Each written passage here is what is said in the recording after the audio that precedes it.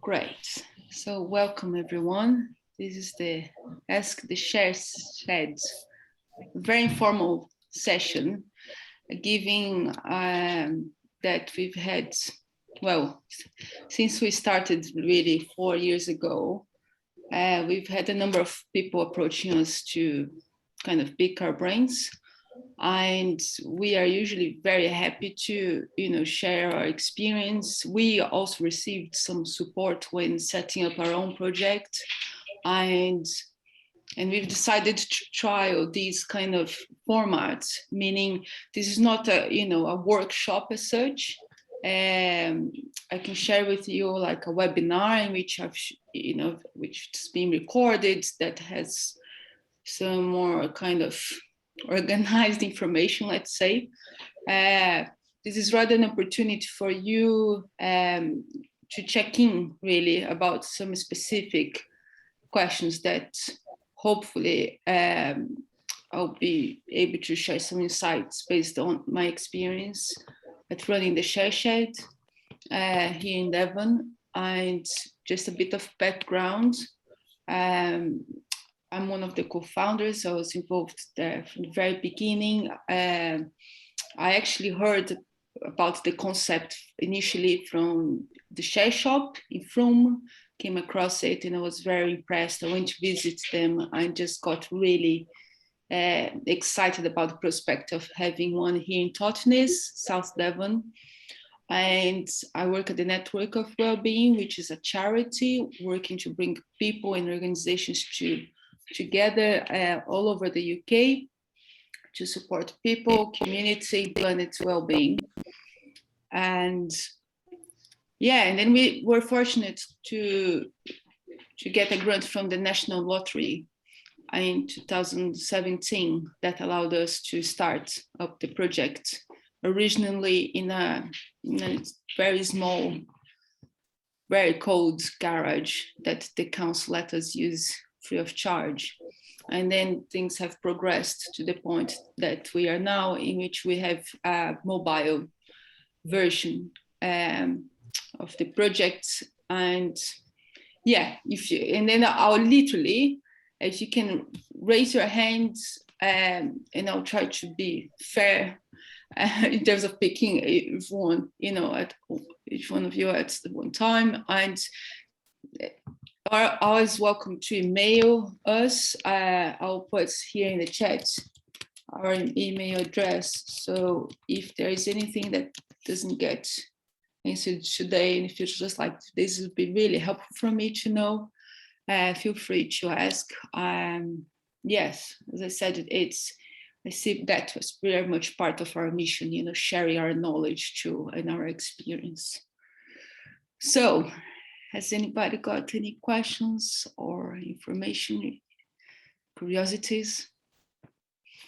Yes, Michael. Hi, I've just been accepted onto the Aviva crowdfunder for match funding. So thank you. So we've applied for £2,000 and hopefully, we'll get another 2 from Aviva on top of that. I'm just wondering, how far do you think that, if we're successful, £4,000 will go with regards to insurance and safe storage and things like that? Or what would you recommend we focus that spending on, again, assuming it's successful? Thanks. Okay, so that's very exciting. It really depends on your setup. So, for instance, we started, as I mentioned, in this garage that the town council here in Totnes let us use free of charge for 6 months. And we kind of, at the time, because we had no idea how things would play up, we said, let's try a 6 months pilot in this garage, which was far from ideal, as in it was very damp and cold, dark, not in the high streets. Totnes being a small town, it is, everything happens in the high streets, so it was just off. And we got just a little bit more than 5,000 from the Awards for All to start. And that allowed us to open the share sheds then 3 hours a week. So it was Saturdays from 10 to 1. And that's what we could afford. That was our budget. 6 months was 5K, rent-free. That was staff time, general costs, like you said, with insurance, maintenance of items, with the promotion, setting up a website. And we had a lot of help from volunteers, and we still have.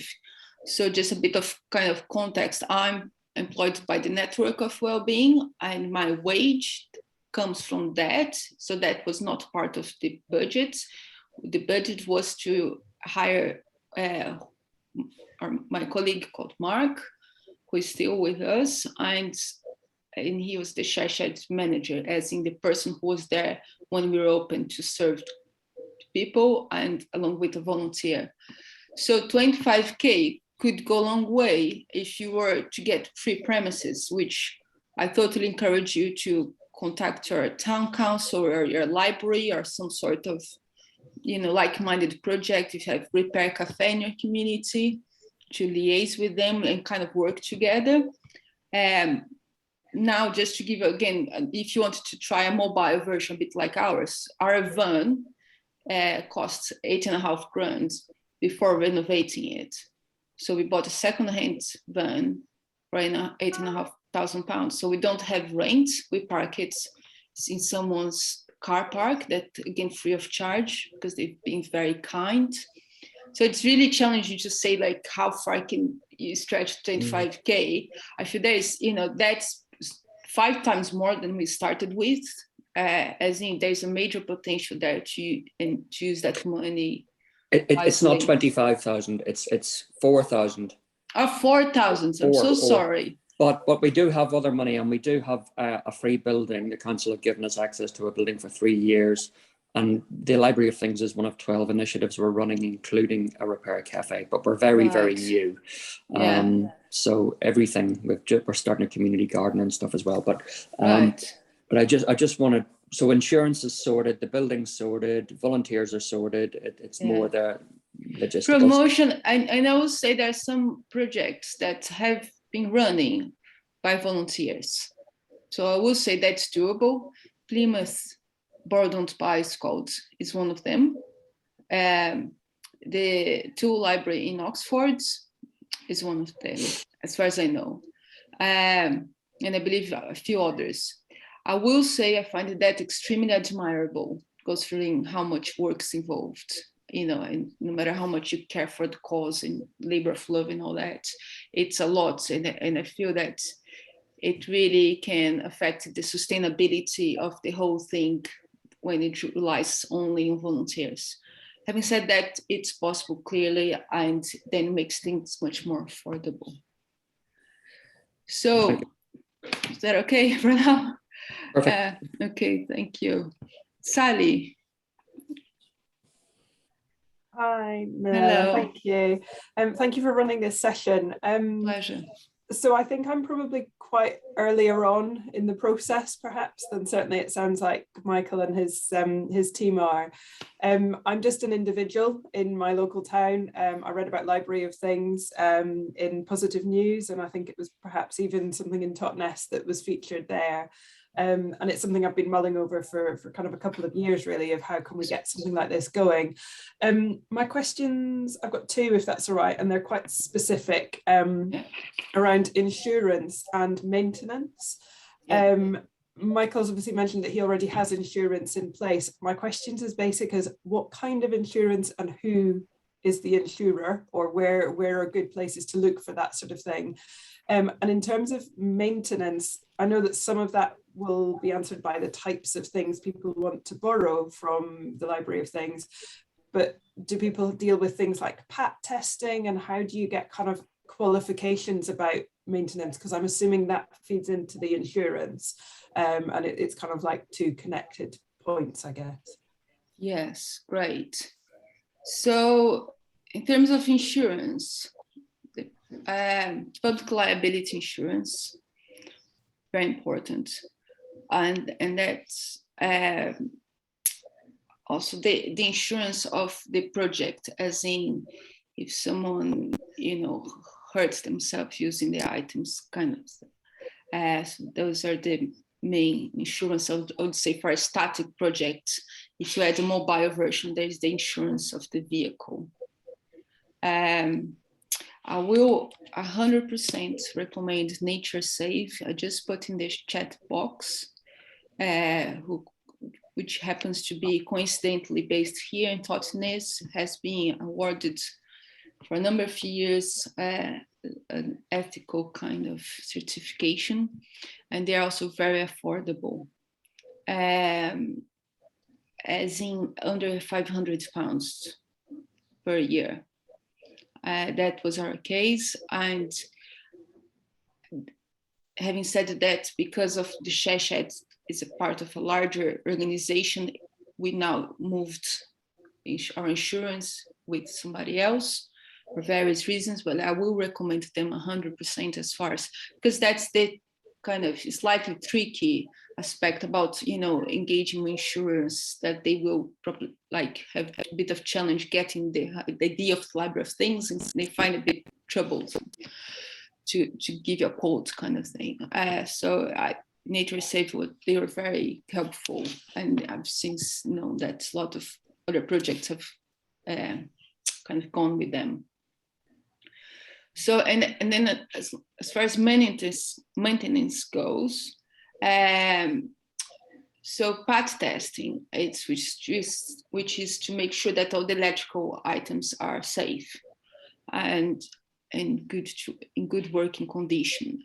That is not, surprisingly, not a compulsory aspect of insurance, and that goes to show is still the kind of, let's say, the gaps, because the recommendation, as in good practice, is that you PAT test something every year, and having spoken with other like-minded projects all over the country, that's what we all try to do.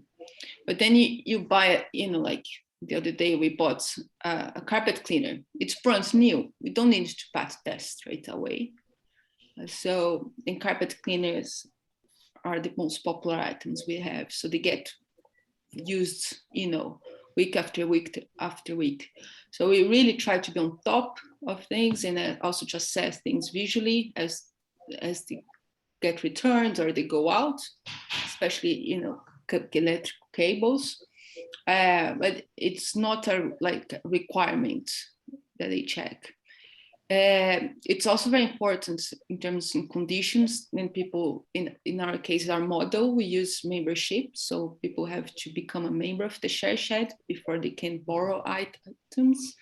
And the way it's done is that people have to fill in a form, and that can be done either online or in person.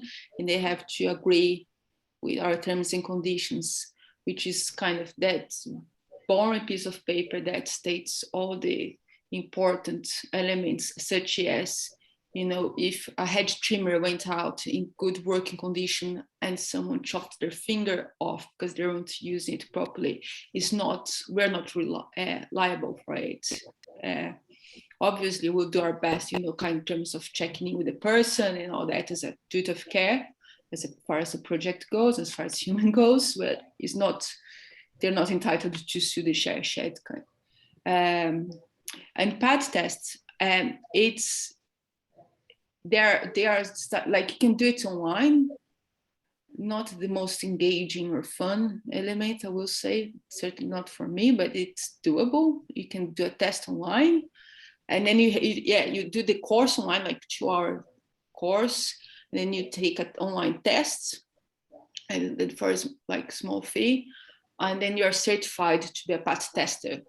And then you have something called a PAT tester, which is like a £250-ish machine that you use, and that's also helpful to put in your budget, because it's certainly helpful. We didn't, so going back to Michael, we didn't have budget to get a PAT tester, so we liaised with our local repair cafe, so they would PAT test our items. So there are ways you can do, and then there's also a commercial shop in town that would PAT test each item for $250. So sometimes when we were in a hurry and we just wanted to get it done, we would take 5 items there, and it was kind of money well spent. So there, but yeah, it's very straightforward. And in CAG Devon, just to say, and I'll put their address here, Community Action Group in Devon. And I appreciate that it's not everyone who is based around here, but you might have some sort of similar organization around you. They organize, because they're really trying to get more repair cafes and library of things going around here. They sometimes run past test courses that are funded. So it's worth, checking out in your community to see if there are other providers, let's say. Is that okay, Sally? That's brilliant. Thank you. You've re-inspired me. I think I was starting to feel a little bit like this was going to be so difficult and challenging and there'd be so much red tape, but no, you've really inspired me that it is absolutely possible. Thank you. I'm very glad to hear that. It's very possible, and it's very helpful to be reminded that it's hard work, and therefore it's important to be connected with others. And that was a real important lesson, especially if you're like an enthusiastic individual. Try to find another enthusiastic individual to work with, because otherwise it's a lot to be carrying by yourself. Anyone else? So can I just ask, so we're obviously much smaller, and it sounds as if your organisation owns all of the items, is that right? Yeah. So do you know of any schemes where people just lend their items? So little community schemes where we would say, well, I've got such and such and I've got, and be happy just to sort of share things. Does that work? Have you heard of that working? I've heard of that working. I don't know a project, like a physical project, let's say. I would just find here, there is an online platform called ShareBee, which I've heard it's that might be good, that in terms of facilitating, sharing among neighbors kind of thing. ShareBee. What because we could use this. Sorry, I was going to say we could use this. We could have the insurance set up, couldn't we? That would all be very helpful. But instead of having instead of the parish council or something owning the equipment, we could just, everybody could register as what they were willing to share. Yeah, my only, not even hesitation, but the red flags that pop in my mind is just like, if something breaks, who is responsible for fixing? Who is responsible for the maintenance? If you're sharing a tool that needs sharpening, who is going to be doing that? Yes. And it's just about, maybe you have a community agreement, some sort of thing that's... You'd have to pin it all down, wouldn't you? Yeah. And we've had some people saying, so just again, a bit of context, in the share shed case, 95% of our items have been donated. So again, maintenance is a big part because they are being used, and in London, for instance, they have a very different model in which they have partnered with Bosch, Black & Decker, Mountain Warehouse, this kind of brands, and they get brand new items, really pristine items, so they can donate it to their library of things, and in exchange for customer feedback, as in, if pressure washer gets used, 5 weeks in a row, and then just like, oh, this piece broke after being used so many times, so that helps them with product development. So it's very different. There's no right or wrong, it's just different models. In our case, we feel there's a lot of stuff lying in people's garages, and very often we just like put a call out for something, and there's like someone magically appears and say, oh, I've got this and I haven't been using it. So that's really nice to facilitate the bridge. However, we do say, if once they donated to us, is shared possession, let's say. Okay. And if they remind us that they donated the item whenever they need it, they will have it for free. However, sometimes because the first space is so limited and things sometimes don't get borrowed at all, and then we decided to pass on and try to find, very good homes for our things. We're not obliged, let's say, to keep something that someone donated to us. So once they give it to us, there's this clarity that we might pass on if no one's using it. We need the space. I do think it's lovely, my neighbors happen to have an allotment, and they have a tool shed, and they have all the tools they share, which makes a lot of sense for the minute.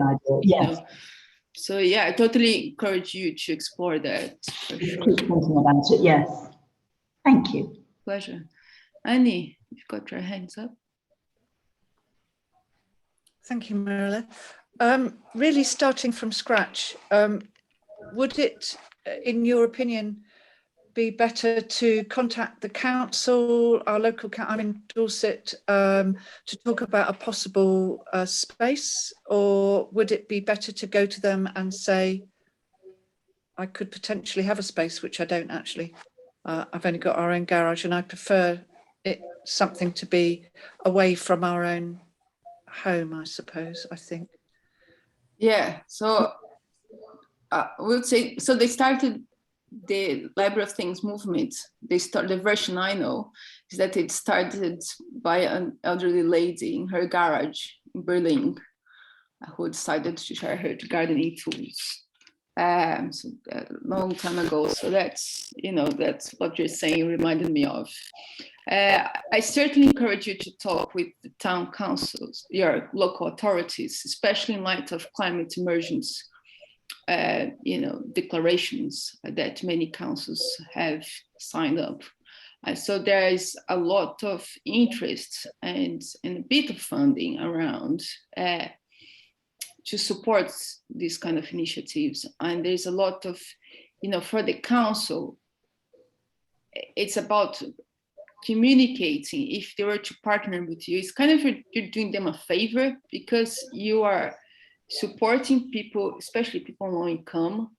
You are deviating waste from landfill, which unfortunately, still happens a lot with stuff in very good working condition, just gets thrown out.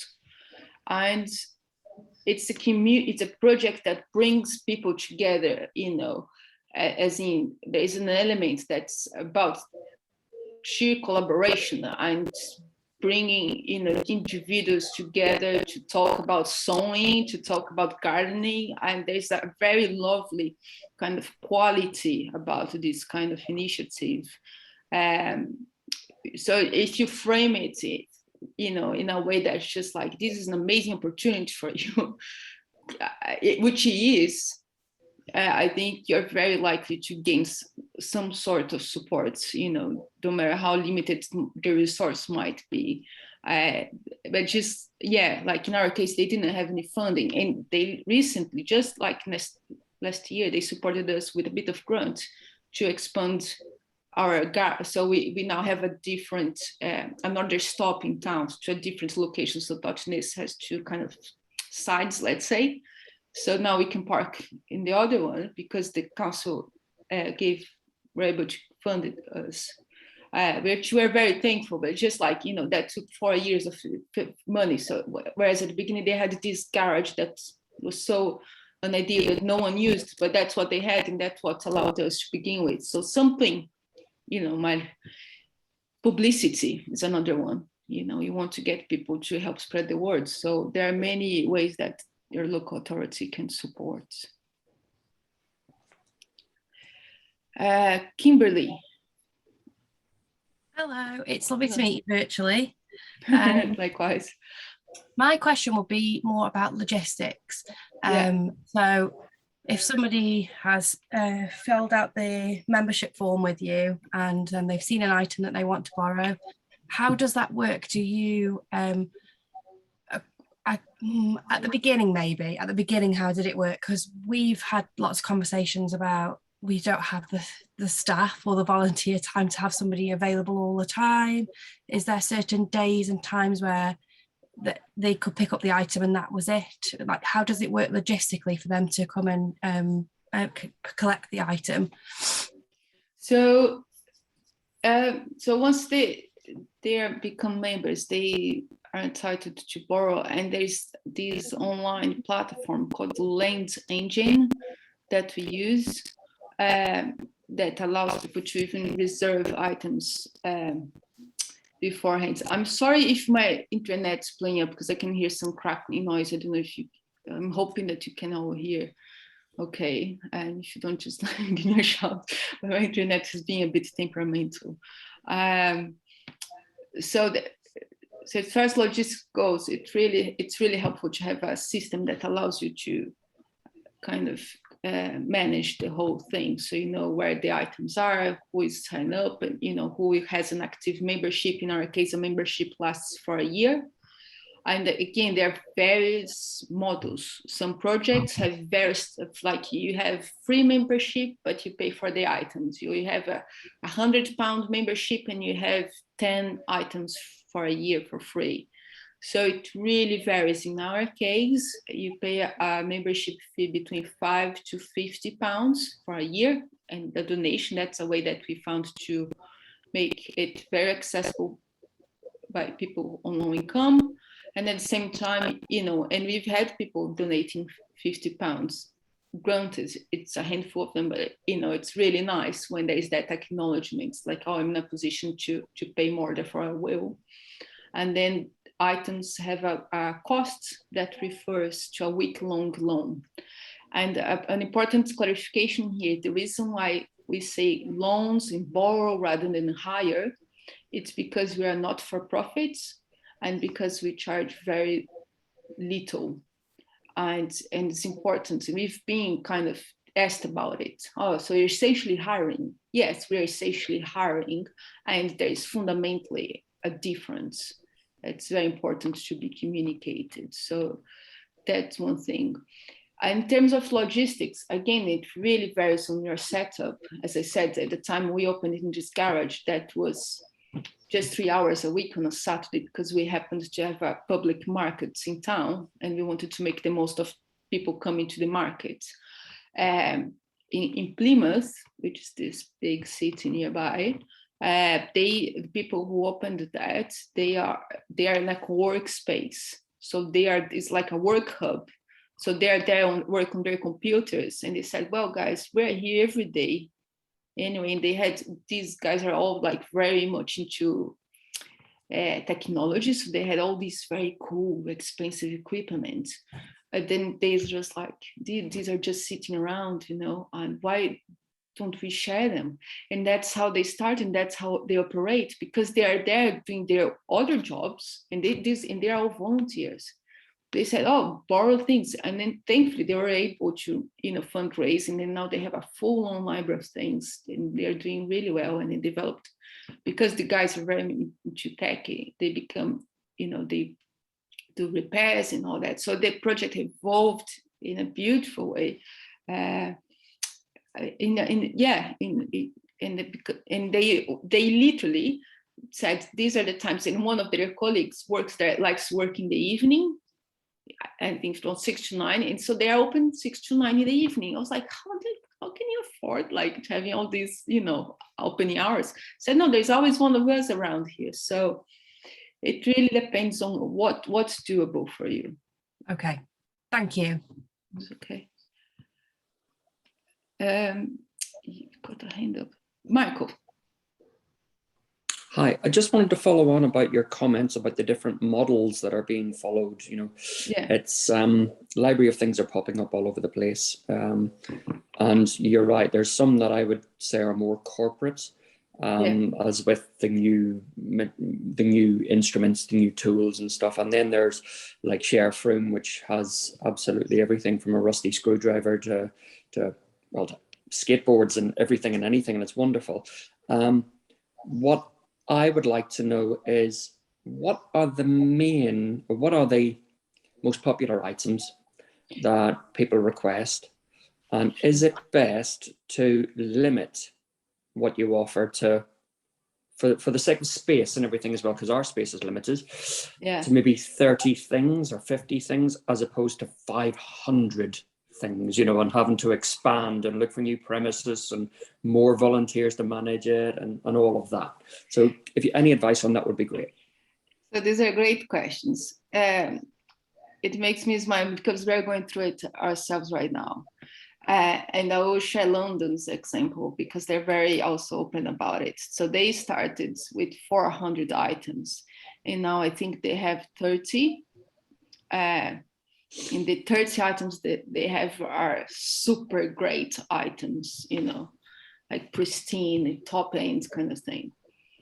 And that they realized that, I can't remember exactly if that's the figure, but roughly, right? Roughly 85% of their income was coming for these 30 items. So that's how they,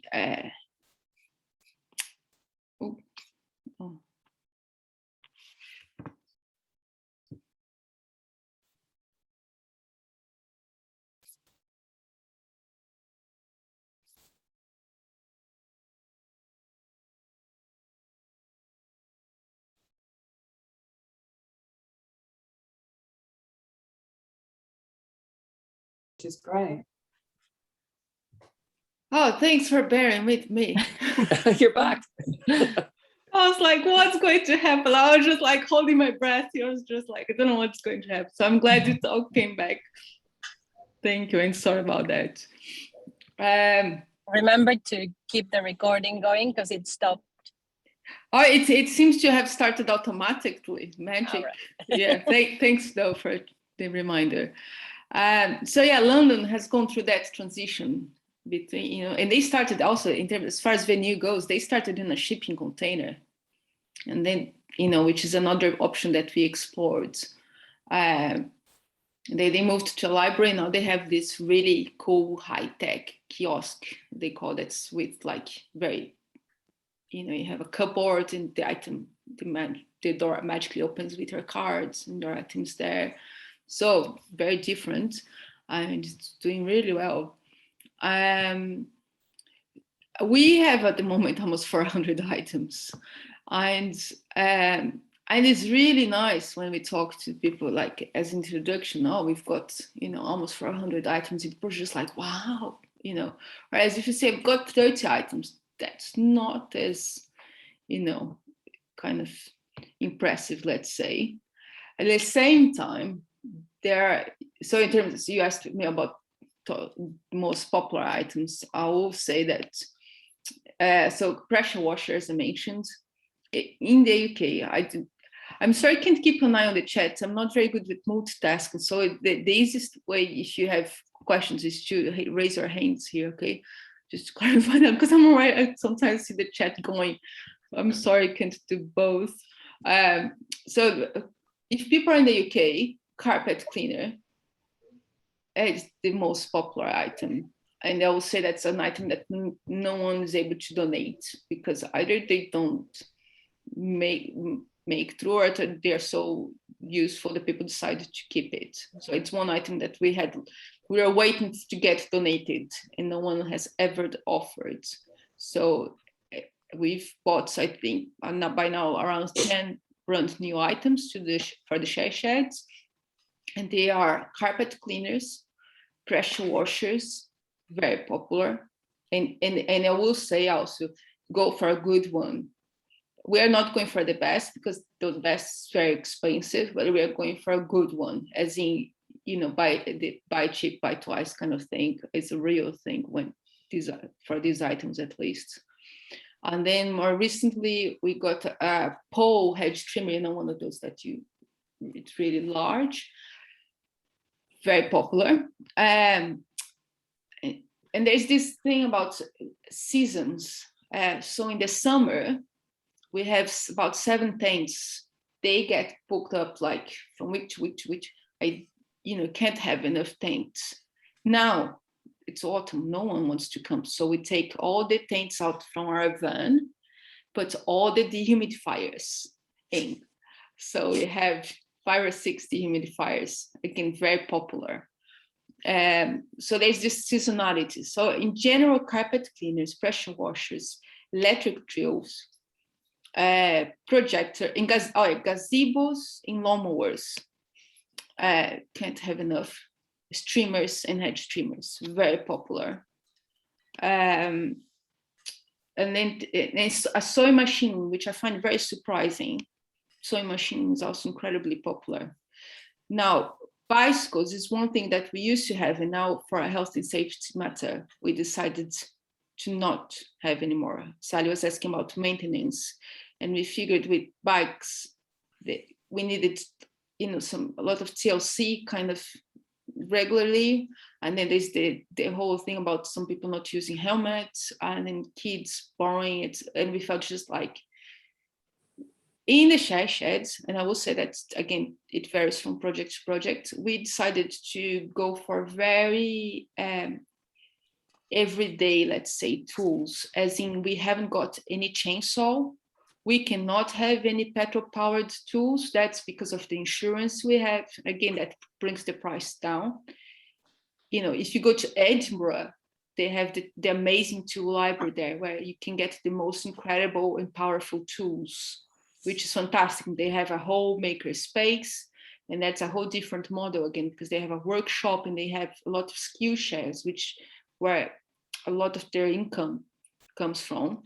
So they they serve a lot of deprived communities because they can subsidize that, which is fantastic. And again, they're doing really well. So it's worth, if you have the capacity to tune into what the others are doing, because the Share Shed is just one project. Michael, does that answer your questions? Very comprehensively, thank you. Okay. Claire. I'm sorry if I don't pronounce right. Yeah. No, yeah, that's great. Mirella, yes. Mirella, yes. Thank you for having me. I missed the first 10 minutes because I was in another meeting, so I might be repeating things, but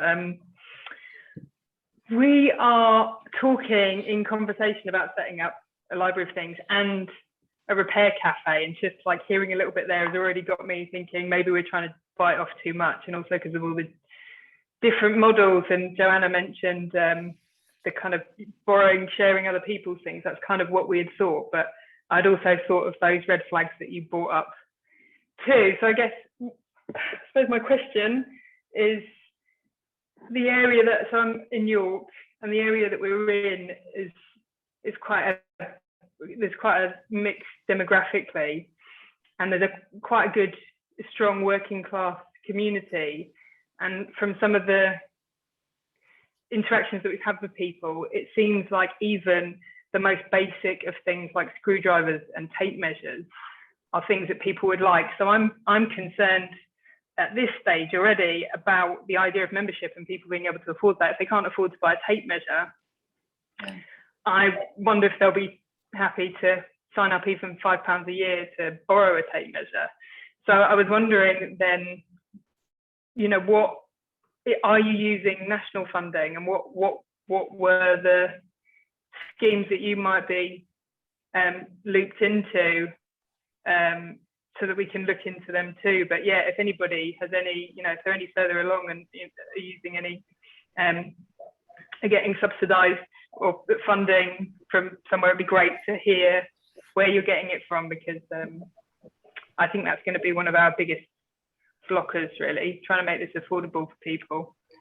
Yeah, and that's a real issue, Claire. I appreciate you bringing that up, because it's something we deal with it since always, really, because that was where the motivation came from. Like, we want to serve the most underserved, and that's the trick bit, because we are over 4 years old and we are not at all financially sustainable. We still very much rely on grants. We are heading that direction. We've thankfully, it's been steady, slow and steady kind of thing. but it's a real challenge. And I will say that we began, coming from that place, we began by charging £1 for membership and charging very, very little for items. And what we soon realized is that we're shooting ourselves in the feet big time, because it was just like, people were just like, wow, I can borrow a carpet cleaner for £6, which now it's 30. Much better carpet cleaner, let's say that. But, it was £6 for a week. And it was just totally unsustainable because they break it. And we get our repair cafe to look into it, and we donate £12 an hour, and let's say it takes 1.5 hours, and then it's £18 to repair something that costs £6. So it's just, it's really tricky. So I don't have things as for your questions, like there isn't a formula. Having learned more about the Edinburgh 2 library, what I'm learning is, one, they are very well connected with the Scottish government, who has a very different mentality and a whole different approach to supporting these. And the people there are also pushing for, there's a large established movement pushing for change in that level. Therefore, it's different, let's say, political and social context. They are also working with demographics that are very underserved. And the way they found it is that they have this amazing maker space in which, skillful professional carpenters come and use it, as well as, general public, where it's just like that. Again, it's a model. I pay for the space, pay to use all those incredibly expensive machines, and then I don't know in details, but you can find that online really on their website, the costs, the fees, let's say, and that allows them to subsidize and even laying out things for free for those who most need and who couldn't afford a measured tape and cannot afford £5 annual membership. So it's, one, you can't please everyone. And secondly, the financial side of the project is very important. No matter what a fantastic good place we all might be coming from, as in, you care about people, you care about the planet and about your community. That, as far as I know, that's fantastic. But then if you don't think about this, how viable the project is in the long term. And so that's one thing. The other thing is that you kind of wing it. Because that's another element that it's very present in our journey. We are winging it. And sometimes there was a time when we had, and I will be totally transparent, we had £6,000 in our bank account. And I was like, oh my gosh, in Monday, in winter, when things go really quiet, it's scary, it's not fun. And then suddenly you work even harder on fundraising. You work hard to put a repair event, a crowdfunder, or you name it, sell the tools, you don't use it for free, do like a garage sale. We did stuff that are not popular. Ask people to donate items that are in good work conditions. Very important, everyone. If you haven't got the resources and the skills to repair things, and you're going for, donated items, to be very clear that you just accept things in good working condition, because otherwise you get donated a lot of things that you haven't got the capacity to deal with. Okay. Does that answer more or less? That question. Yeah, and more. Thank you. Seeing if I could squeeze another one out, but it's gone out of my head now. Cool. Okay. Thank you. Pleasure. Mark, you had your hand up. Did you? I did, but actually my question was very much the same about social inclusion and how do you get to the hard bit, as it were, the harder to reach things. And you've admirably answered those questions. So cool. Thank you. I'm glad. Nadine, and then Kat, I see you. It's your hand. Hi. Yeah. You mentioned there that after 4 years, you're still not financially sustainable. Mm-hmm. Do you anticipate being sustainable at any point, and how I would dream you do about that? it. Yeah. No, honest answer, yes, I feel that's very doable. I really believe that's doable. I was hoping I always had 2013 as the year we would break even. I think that's still possible.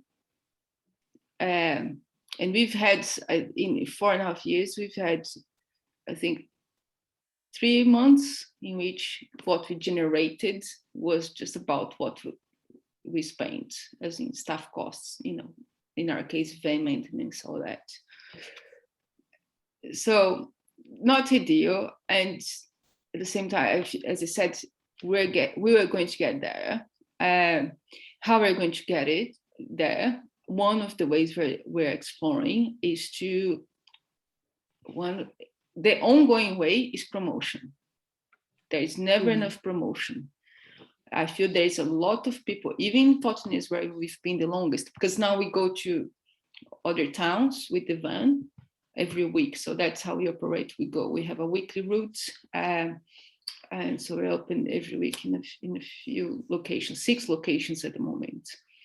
And yeah, so I feel that a lot of people who would benefit from the share sheds still don't know we exist.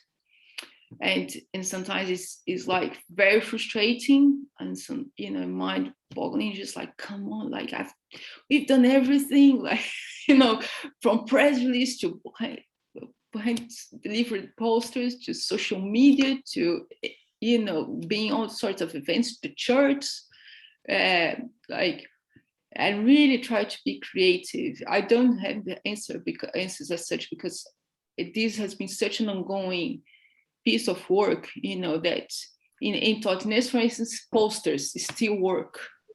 Yeah. So we have go around, put posters, and then someone takes off or the wings, and you have to go around and every month putting posters in town, joining events, partnering with the library, town council. Can you spread the word about these, like-minded projects? We've done a big event here in 2019 called the Share Fest, which was a whole day around repairing, making, and swapping. So it was in November. So we had Christmas jumper swap. We had workshops on how to make cards and all sorts of things. And we had a whole full-on repair cafes in which we had 800 people. And that was very positive as far as, spreading them. And it was a whole free day, family friendly, so lots of stuff for kids to play, so again, that's another way in terms of engaging with different demographics, when to engage with young people. And then you have like my colleague Mark, who is very good at, with young people. Just like we went to a school assembly last week and took the guitar, the chocolate fountain, the unicycle, those items that, that range of age might be more interested in. We have a reusable party kit, so like cutlery, plates, and cups, all from IKEA. It's all very colorful. It's all in a box, and then have a part in reduce waste kind of thing. So yeah, it's really challenging, I will say, because sometimes I feel that we're doing everything we can, and it's like, oh, have you heard about share shed? No. So that's one way of doing it. Charging right or charging fairly is another way. There are a couple of groups on Facebook, people on Facebook, that's worth connecting with. One's called the UK Library of Things Network, and the other is called Global Library of Things, if you just look for it. And someone the other day said, oh, what's the number one lesson you wish you had known when you were starting up? And a lot of people commented, which made me smile. It's just like, you can, whilst you want to be inclusive and affordable, you cannot be so cheap that in 6 months' time your project's not viable. And that seems to be a very shared learning, because everyone has to this kind of good intention to make things extremely accessible. Is that okay? Yeah. Katya, I see you've had your hands for quite some time up. Sorry, it's taken a Thank you. while. No, it hasn't actually been very long. Just like I think I heard you saying a name for the system you use to reserve things. Yes. Could you repeat that and more or less how much does it cost, or how does it work? So it's Lane's engine. Yeah, sure. Lane's engine. It seems you're on mobile. I don't know if you can see the chat box I put there. It's Lane's engine, and there's another one very similar called My Turn. These are the two ones that I'm aware of, and there are pros and cons in both of them. I know projects that have used both of them. We've never used My Turn. And we use Lane's engine. They are both very similar. They are both £250 a year, although both of them, they're very much keen to support those starting up. So if funding is an issue, I totally encourage you to talk with either of them or both of them to see if they let us use it free of charge to begin with. And when we had the means to do so, we said, yes, we can pay you now for the fee, which is fair enough, and they are not for profits themselves. And I will say that it's worth. They have demos and all that you can do online to see, and there are documents again to that compare them both.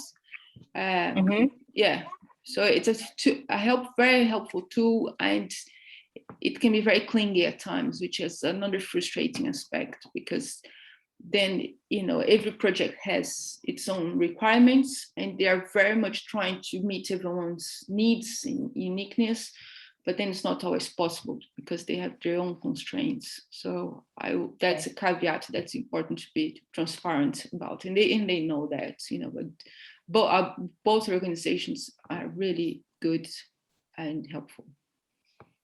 Okay, but does that mean then that any person who wants to borrow an item needs to go through that? Is it like a website? Yeah, so so basically it's a system, it's a software that you connect. My Turn, for instance, you can embed the page on your own website, so that it doesn't take you to another external website, whereas Lane's engine hasn't got yet that functionality. So if you go to the ShareShed website and click Start Borrowing or Items to Borrow, it will take you to another website, which is not fantastic, but it's how it works. So I would say it's like 80% of the time, fantastic. That 20% of the time can be a bit frustrating, but we're working on it. And it's much better having that than nothing. Yeah. Philippa. Okay, thank you. Pleasure. Sorry, guys, I'm really aware of the time. So Philippa will be probably the last question. And then, as I said, feel free to email me.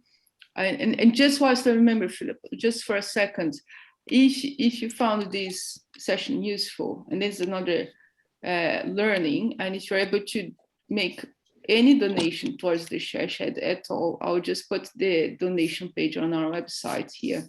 And even £1 would be most welcome. Then thank you if we can donate anything.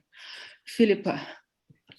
Very quickly, what's your governance? Who makes the decisions? Do you have an AGM with the members?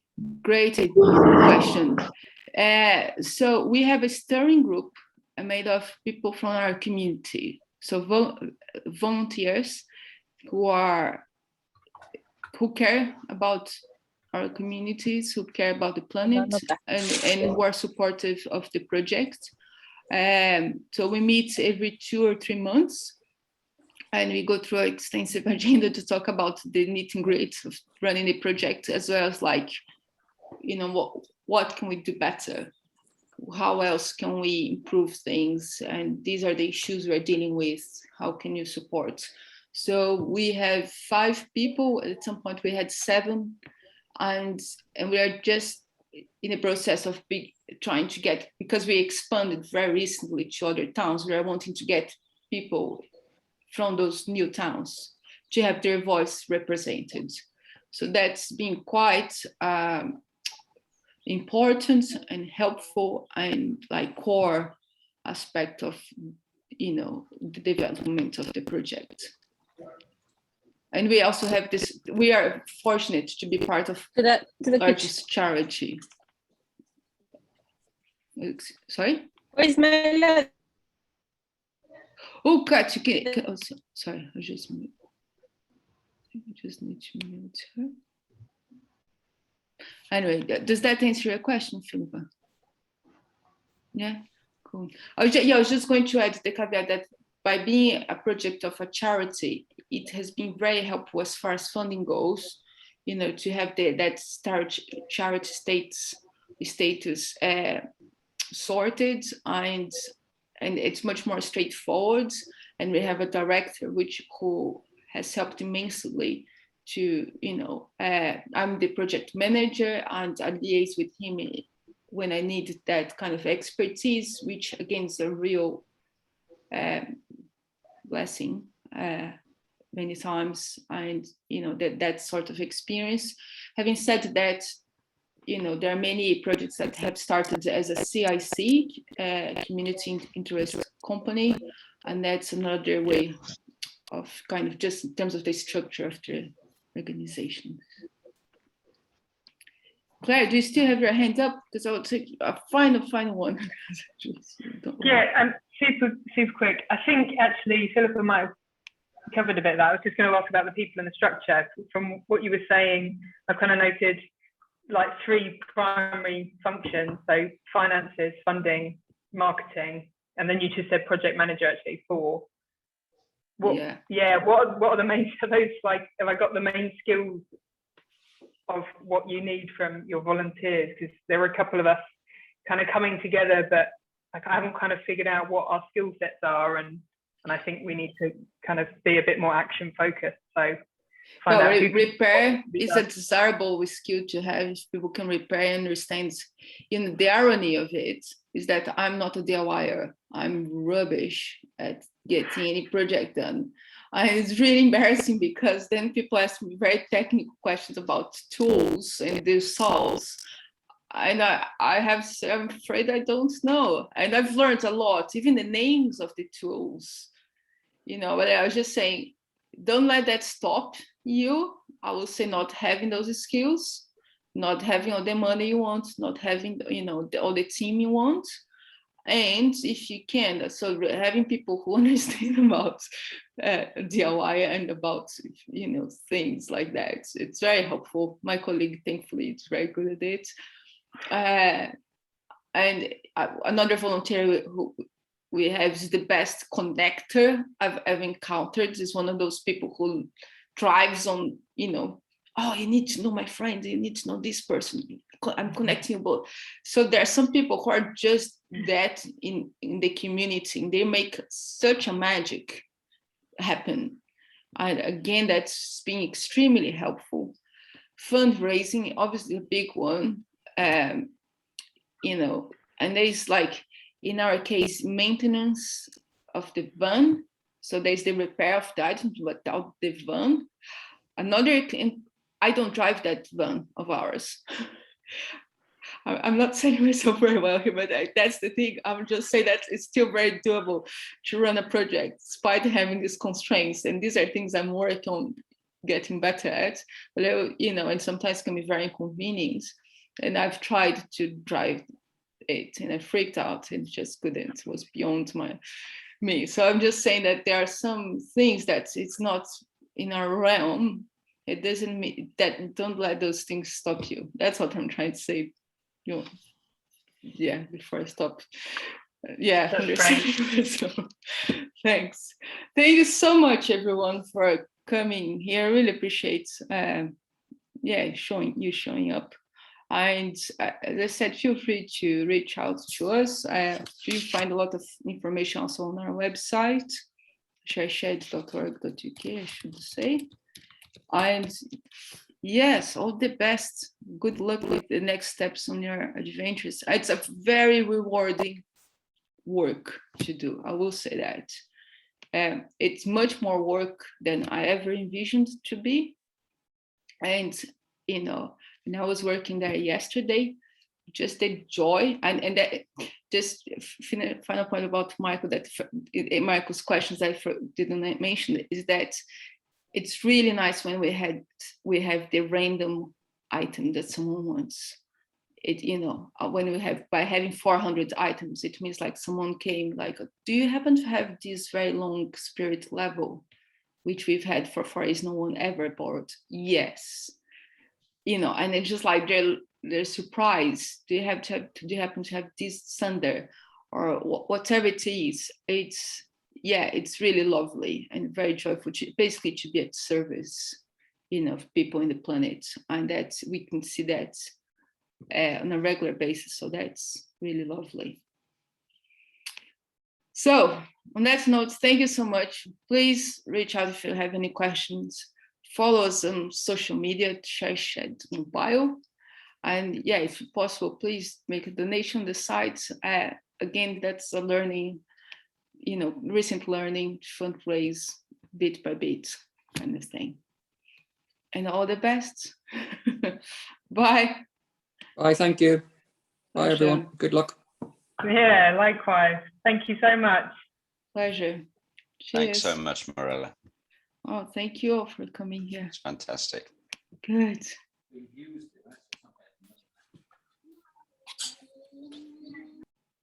Mirella, I just want to say that I am Nadine. We've been emailing. Yes, great, Yeah. Nadine. I thought you were, because I was like, I don't recognize your surname, but I wasn't sure. But yeah, great.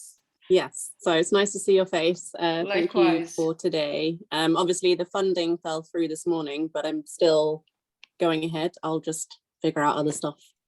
Yeah, good. All right. Yeah. All right, well, thank you. Yeah, reach out if you want to have another conversation or anything. Yes, yeah, will do. And if you're ever over Ivy Bridge Way, I can give you a little tour of the place too. Yeah, I would love to check that out. Okay, well, you're welcome anytime. Thank you. Thanks. Bye. Cheers. Cheers.